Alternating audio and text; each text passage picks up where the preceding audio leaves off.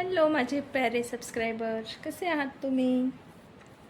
आशा करते की तुम्ही आनंदी असाल आणि स्वस्त असाल.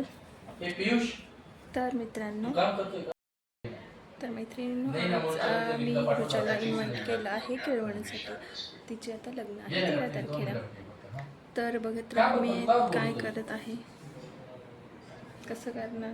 मी अगदी साधं सिंपलच केलं आहे, खूप काही केलं नाही. स्वयंपाक केला प्रॉपर आणि थोडी सजावट केली आणि त्याच्यानंतर मात्र मी तिथला ओवाळेल वगैरे आणि गिफ्ट देईल. तर हे आहे माझं छोटंसं केळवण. तर तुम्ही बघा मी कसं करते. जर तुम्हाला हे आवडलं तर लाईक करा आणि सबस्क्राईब करा चॅनल. बघत राहा माझे ब्लॉग्स. Okay bye.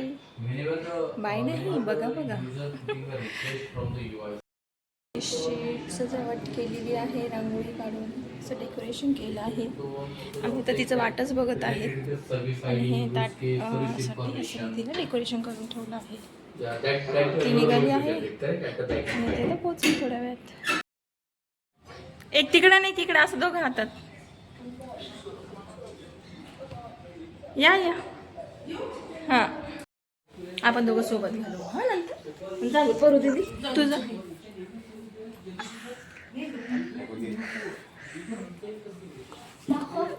अगं आधी खाऊ घाल. कॉलमध्ये चालू आहे त्याचं.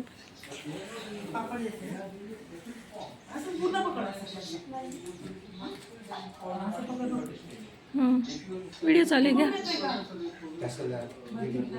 इकडून. हा व्हिडिओ चांगला आहे.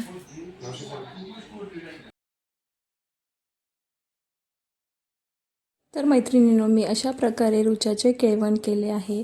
तिला घास खाऊ घातले आणि शेवटी गिफ्ट दिले. तर तुम्हाला कसा वाटला माझा हा छोटासा व्हिडिओ?